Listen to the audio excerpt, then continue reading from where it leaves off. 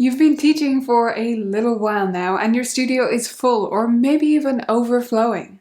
Is hiring other teachers and expanding the next logical step for you? I'll help you decide in this video. I run a small studio with me and 3 other teachers in my home in Dublin in Ireland. I could expand further because I have demand, but I've chosen not to. Whether you're totally on the fence or you've almost decided and you just need a little bit of a nudge, let's look at the big picture together. Before we get to some good reasons to consider expanding your studio, let's talk about when you shouldn't do this. I don't believe you should be thinking about expanding until your studio is full or almost full, ideally with the potential for a waiting list. Now, I really don't think it matters whether you've kept a waiting list or not. Personally, I do, but if you just turn people away, that's fine. What I mean by potential for a waiting list is that you're getting inquiries beyond what you can serve. I also don't think you should be thinking about expanding if you're not yet confident in your own teaching and your own style and way of doing things. I'm not saying you've finalized your teaching method. There is no such thing. You will be learning for the rest of your life. That's the deal of being a teacher. But what I am saying is you should be pretty confident that you know what you're doing, that you get good results, that you serve the students that you teach in your studio, whoever they may be, whatever niche you might choose, that you serve them really well, and that you know you can do that, and that you can guide someone else to do that under your care. Alright, so let's look at some different ways that you could expand. You could do group lessons, you could rent out space within your studio, you could hire out lessons with other teachers who work for you, or you could mentor new teachers. Group lessons are a whole other video, but if you're interested in teaching in that style, definitely do some more research on that if you'd prefer to go that route versus hiring other teachers to work for you. Renting out space in your studio depends on you having the space, so you'll know whether that might be an option for you, such as if you have a large commercial space and you're not using all the teaching rooms.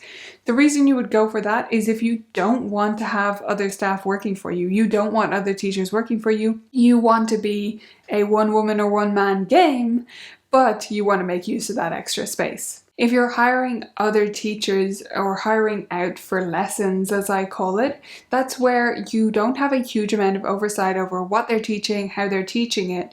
You might source the students for them and organize a schedule and just leave it with them, or you might get into a little bit more of the detail, but not the nitty-gritty of the lessons. So if that's the case, you're going to be hiring teachers who are already happy with the way that they teach, they have a lot of experience, and they're comfortable going it on their own. They just want someone to do the business side for them. The mentorship model is what I do in my studio, and this is quite different, right? It's exactly what it sounds like. It's about mentoring new teachers.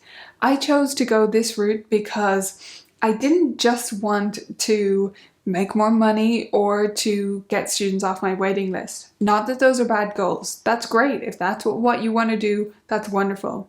I wanted to do a little bit of that while also improving the teacher situation in my area and helping to bring up the next generation of teachers, as grandiose as that sounds. One of the problems I had with having a waiting list is I would say to people, oh, our waiting list could take several years even, so please don't hesitate to go look for another teacher.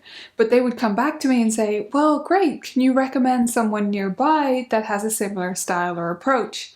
And my answer is always, no, I couldn't. There's no one anywhere near me.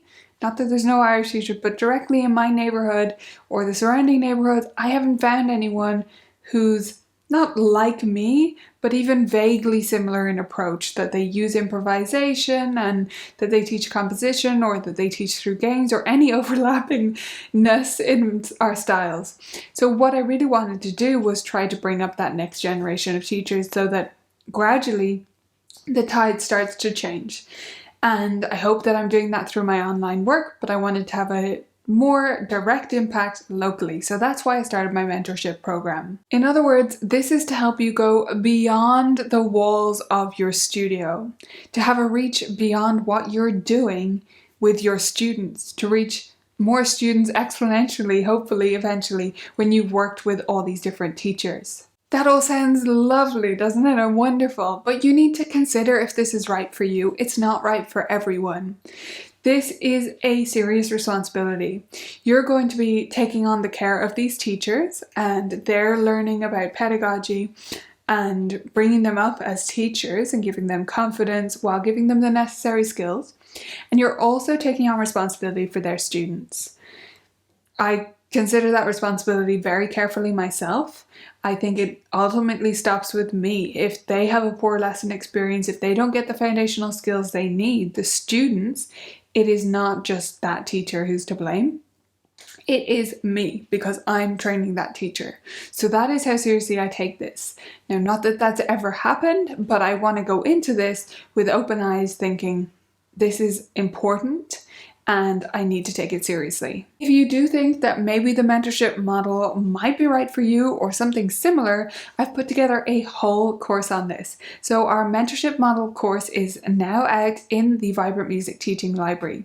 If you're not a member yet, please sign up at vibrantmusicteaching.com and you'll get access to this course as well as tons of other fantastic resources to help you if you are one of those teachers who likes to teach with improvisation and games and creativity and all of the fun things. I hope you enjoyed this quick tour of all the potential ways you could expand your business and whether they might be right for you. If you did enjoy it, please hit the thumbs up below to let me know that you want to see more content like this. And if you're considering expanding your studio right now, what burning questions do you have on your mind? I have been through this, so I'm happy to answer them. Just leave me a comment below and I'll get back to you.